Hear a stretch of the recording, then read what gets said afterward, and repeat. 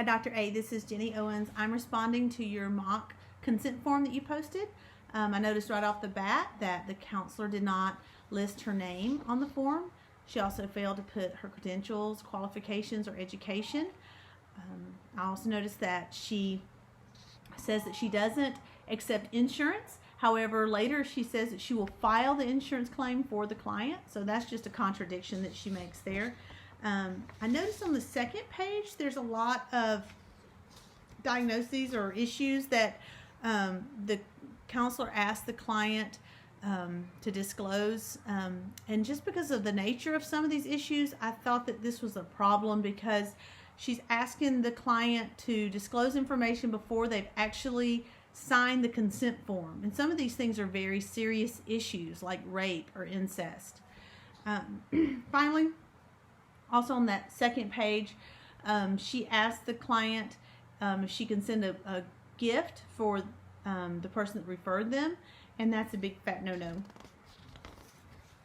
Going on to the service agreement, felt like the counselor did a good job of including the HIPAA regulations. She says that she has a copy of the HIPAA form in her office, and she encourages her clients to read that form. This covers a lot of bases, including how technology might be used in storing of information, and also the privacy of her information. For the treatment philosophy, I thought she did a good job to make the client aware of both the risk and the benefits of counseling.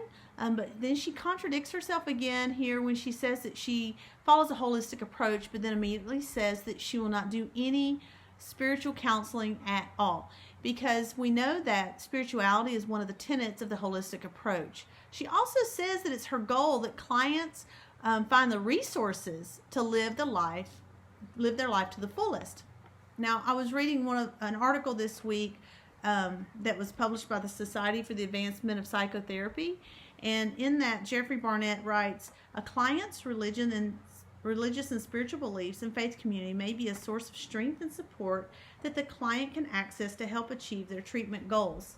So I felt like she completely gives up a whole resource here for her clients by neglecting the spiritual aspects of the client's life. She does a good job of making known her policies for appointments and cancellations, for fees, for how to pay. She also has a section, therapeutic relationships, where she makes it clear there won't be any dual relationships. There she also talks about if she dies or is incapacitated, that the client's records will go to another licensed professional counselor. However, she doesn't give the name of the counselor or even a location where this counselor might be. So she's asking the client to give informed consent for their records to be sent somewhere, but not telling them where that place is. Under termination of treatment, she says that counseling can be terminated by either party at any time for any reason, and that is not true. Although the client can terminate for any reason, the counselor cannot, or she could be charged with abandonment.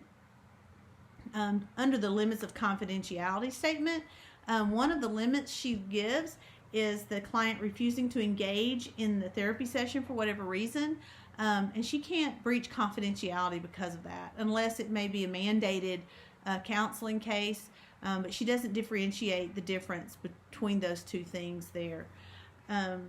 She does give the address for the State Board of Texas so that they can be written if in case there's a complaint that needs to be filed, but she doesn't add the phone number, which should also be there. I really enjoyed this assignment. It was kind of fun to go through and see what was there and what wasn't there. Thank you for doing this for us.